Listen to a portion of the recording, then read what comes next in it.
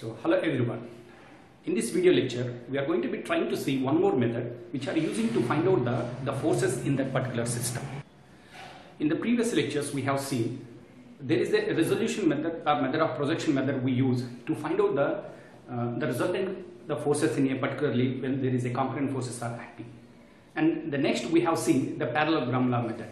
In that method also we do have seen when the two forces are going to be acting on that system, we have find out the direction of the resultant force and the magnitude of the resultant force we have calculated. In the same category, when there is going to be more than one force or two forces, more than two forces are going to be there, then how we are going to be calculating? If you are going to be using the parallelogram law method or the triangle method or the resolution method, we need to use repeatedly all these things. By the parallelogram law is going to be restricted only for the two forces, and the triangle law also restricted for the two forces only. Then only we can calculate the resultant force. If a system is consist of more than two forces, like 3, 4, 5, 6 forces are going to be there, so then how we are going to be calculating? So the best example we do have for this one, the turbines we do have, the water turbines, steam turbines and gas turbines. In this case what will happen, all the blades are going to be fixed on the same plane, like 17 blades, 19 blades and 21 blades that are going to be fixing on that part. Then there is going to be the forces are going to be acting. So then in this case what will happen, all the blades are going to be existed on the same plane. So then this kind of the parallelogram law is going to be helpful to find out the forces on that particular system. So what is the topic here? The law of polygon of forces. The law of polygon of forces here.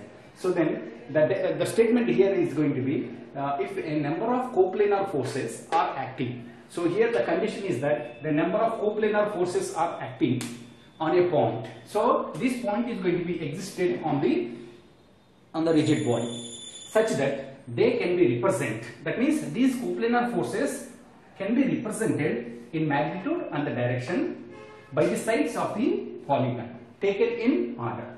So that means here the coplanar forces have the magnitude and the direction that's represented the sides of the polygon, and their resultant is represented. So the resultant component they represented in both the magnitude and the direction by the closing side of the polygon, right? So after you are taking the sides of the polygon, there we must be a close to that part. So then in this case the closing side we are going to be consider this resultant component. So then the taken in the opposite order we are taking to make the balance of that system. So again I am going to be repeating, if a number of coplanar forces are acting on a point such that they can be represented in magnitude and direction by the sides of the polygon taken in order, the resultant is represented in both the magnitude and the direction by the closing side of the polygon taken in the opposite order. So I am going to be draw the diagram for that pictorially, then we are going to be solve one problem for that part. So from the statement I have taken here the x-axis as well as the y-axis. He told that there is a coplanar forces are acting at a point. So that point I am going to be considering this is the O. The O is the point where these concurrent forces are going to be acting. So then what happened? And we are going to be representing these forces. How many forces we have in this case? F1, F2, F3, F4 and F5. The 5 forces are there. At the same time, they are going to be making an angle theta 1, theta 2, theta 3, theta 4 and theta 5 respectively. So then we are going to be draw the polygon diagram so that we are going to be find out the resultant component. For that, we need to first, what is the existed data is available. So in this existed data, it is going to be F1, F2, F3, F4 and F5. These 5 forces are available with this magnitude, similarly with the direction. These two components it is available from this given figure. So from this one I am going to be draw so they are representing the sides of a polygon. Then the resultant, finally the resultant is going to be showing is the magnitude in the opposite direction for the polygon.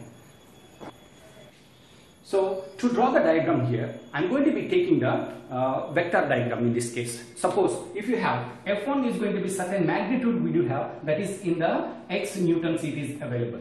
Suppose in the x newtons what I am going to be taking, I am going to be taking the different scales. So after taking the scale, suppose, so in this case the x newtons I am going to be taking here, so that 1 Newton is equal to 10 mm if I am going to be taking. This is the scale I am going to be following. So by using these different scales, I am going to be taking the magnitude. The magnitude of the F1, I am going to be converting into the linear scale. So once it is going to be getting, so that I can using this theta 1, then I will draw the different types of the vectors I can draw. So after this one, first I am going to be taking the origin of this point. So that point I am going to be taking here, this is going to be the O. So then what is the force here? The F1 force. That magnitude and the length I am going to be taking. Magnitude as the length I am going to be taking, and with respect to the horizontal, it is going to be making the theta 1. That force I am going to be taking. So this is going to be the vector of the force F1, and I am going to be say this is the small a. O A dash is going to be the force vector of that is equal to F1. And similarly, and what is the angle it is making? It is making an angle theta 1. So when it comes to the force 2, already we told that these are the coplanar forces. We are showing the sides of the polygon. This is the first side of your polygon. The next side of the polygon, I am going to be starting with the F2. So where I am going to be start? That is going to be end of this one arrowhead I am going to be considering here. So this force is going to be acting towards this side. So that is making the theta 2. So I am going to be taking here, and this force is going to be the F2 force is going to be acting, and this is the end point I am going to be saying. This end point is the B. So then this is going to be the force in this direction. This is the inclination is going to be the theta 2 with the horizontal component. So similarly, F3 force is going to be acting towards this side, right? So then this is going to be the starting point, or the B is going to be the starting point of this origin. So that I am going to be draw in this direction. That is going to be your C, and this is going to be your F3. So that I am going to be considering this is the theta 3.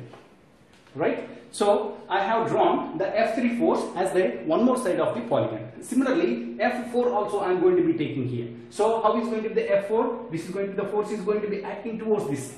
So that force is going to be drawn with the help of, so this is going to be the point C. So when I am going to be taking the horizontal, this is going to be your theta 4. This is the F4 force, and this is going to be the D.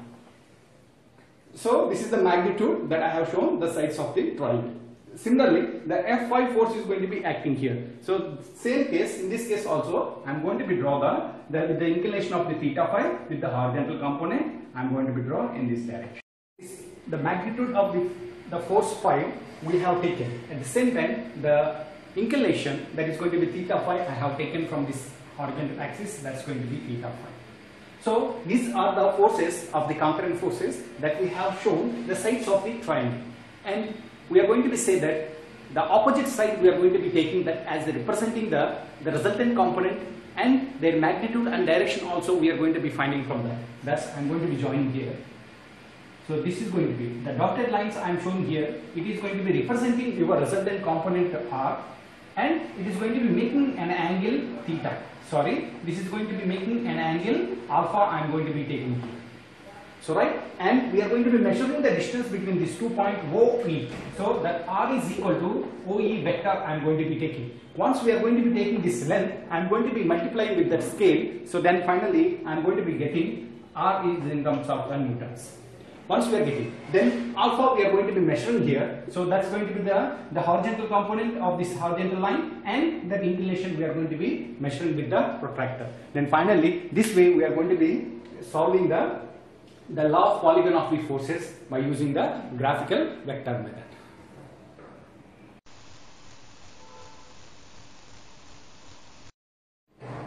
After the derivation of the vector diagram for the polygon law, that means the concurrent forces are acting on the system. Now we are going to be see one of the problem on that, so that our fundamentals are going to be clear. So here is the problem is that find the resultant force and the inclination to the horizontal plane. So that means here he has shown here, the figure is going to be here. So how many forces are going to be acting here, and which direction they are going to be acting, that way I am going to be saying here. So this is going to be your x-axis, and this is going to be your y-axis. So then what happens? This is going to be the concurrent forces already we have discussed about the polygon law. This is the O is going to be your concurrent forces. So that means the origin of the force is going to be here, and the first force is going to be 200 Newton is going to be acting with the inclination of 30 degrees to the x-axis. And similarly, the 250 Newtons load is going to be acting in the vertically upward direction. Here the theta is going to be making 90 degrees. And similarly, the force 3 is going to be acting 300 Newtons, and with the horizontal plane it is making 45 degrees. And similarly, this force is going to be acting 350 newtons with the horizontal plane is going to be 40 degrees. So this way we do have the theta 1, theta 2, theta 3 and theta 4, and F1, F2, F3 and F4 forces are going to be available. Then how we are going to be draw the vector graphics for this part. So initially, we know that the force is going to be acting 200, 250, 300, 350. It means that I am going to be taking the scale. So here I am going to be taking the scale here. So this is the solution. The scale is equal to, so the 50 newtons is equal to, I am going to be considering the 10 mm. So that means this force I am going to be taking into the linear scale. So then what will happen? 50 newtons. So if I am here I am providing the table here. Suppose it is the 200 newtons. This is the force. What is the length? The linear length we are going to be say that is in the mm. Suppose this is going to be your 200 newtons. Okay. So what is the length here? Thus I am going to be getting 40 mm. So that means the magnitude of the force 200 newtons I am going to be shown with the 40 mm linear length I am going to be showing. And similarly 250 newtons is there. So 250 newtons load I have taken. What is the length here? We are getting 50 mm. And similarly here is the 300 newton is there. So 300 newton means how much we do have? That's going to be 60 mm. Already we do have taken the 50 newtons is equal to 10 mm. In this case, how many 50s we do have? Almost 6 we do have. So that's where going to be 60 mm we have taken. And similarly 350 newtons. So this is going to be 70 mm we are getting. So this way we do have, once the tabulation is completed, this is the force and this is the length, and the angle which is going to be making with the horizontal component, that is the theta 1 is equal to here is the 30 degrees, and the theta 2 is going to be here is the 90 degrees, that is going to be 250 newtons, and the 300 newton is going to be making at 45 degrees, and similarly the 350 newtons is going to be making here around 40 degrees with the horizontal plane. All these references we do have taken with the x components. Once it is going to be completed, now we are going to be try to draw the vector graph to find out the resultant component from these concurrent forces. So the tabulation I shifted here. So now we need to draw the vector diagram here. How to draw the vector diagram? That's we are going to be starting with the origin of all the forces. Here is the concurrent forces that is starting from the O. So that point I am going to be taking. Here is the O. So that's I am taking the O is the small. So here the 200 Newton force is going to be acting at the 30 degrees, right? The length of the vector is here the 40 mm and angle is going to be making 30 degrees. So here I am going to be draw with the horizontal line here, and with the help of the protractor with the making the 30 degrees with that line. So here I am going to be draw. So in this case this is the representing the length is going to be 40 mm, that is equal to 200 newtons, and it is going to be making an angle here is going to be the 30 degrees. So this point I am going to be say a small a I am going to be taking. Here is going to be this 200 is going to be O A vector I am going to be considering. So this is the force we are taking. So it is making 30 degrees, and similarly the 200 newtons is going to be load is going to be. So it is going to be acting. So the theta is equal to 90 degrees here. So theta 90 degrees means here the force is going to, the length of this 200 newtons is equal to 50 mm we do have taken. With the horizontal I am going to be taking here the vertically upward direction.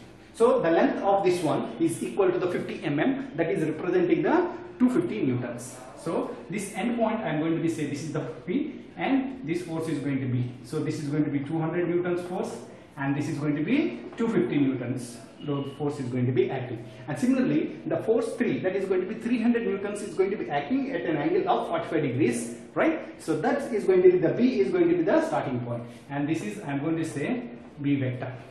So then what will happen? This is going to be moving in this direction at 45 degrees. So I am going to be taking here this, and it is moving at the 45 degrees. This point I am going to be say the C. This is going to be 300 newtons force, and the making an angle of, this is going to be your 45 degrees.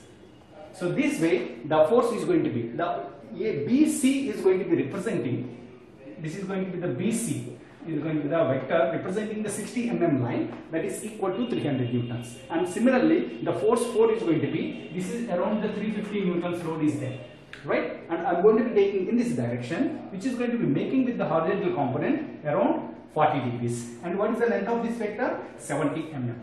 So that I am going to be taking here the 70 mm length. So this point I am going to be say A, B, C, then this is going to be the D, and this is going to be the 350 newtons. This length is equal to the 70 mm. Once it is going to be completed, then these are represented, the concurrent forces whatever are acting on a point, that shown as the polygon of the polygon, right? And similarly, that I am going to be taking the resultant here, which is going to be opposite direction I need to take it. So here I am going to be taking the dotted line. So this is the force is going to be in the opposite direction. This is the R. So this is going to be yours CB bar we are going to be taking. This is going to be the R. So R is going to be the resultant force, that is equal to, that's going to be OD vector. As we know that already we do have taken, that's going to be 15 newtons is equal to. So the 15 newtons is equal to how much? 10 mm we do have taken. With this reference, this table has formed. Now I am going to be measuring the distance of this O and the D. Right? Once I am going to be measuring the OD distance, and I am going to be multiplying that length. Here is going to be, suppose I got a X length, I got it. So then X into 50 by 10 I am going to be taking. Then finally I can get this OD length. Right? And then that length we are going to be multiplying. Then finally we are going to be getting the resultant force in terms of the newtons. So once we are measuring this distance and we are multiplying with this 50 into this length into the divided by 10 mm, so then we got it R is equal to 400, that is equal to 462.5 newtons. So that is equal to 456 newtons we are getting. 56.01. Okay, this is the R. And similarly, I am going to be measuring the inclination, that is going to be the resultant component inclination with respect to horizontal, and if you are going to be measuring with the protractor, that is going to be alpha. So that alpha is equal to 47.65 degrees we are getting. This way we are going to be solving when there is a number of forces are going to be acting on a point, and if you are using the resolution method or method of projections, we need to take the number of equations, analytical equations. But if you have this polygon law, so that we can easily calculate this resultant component without any difficulty.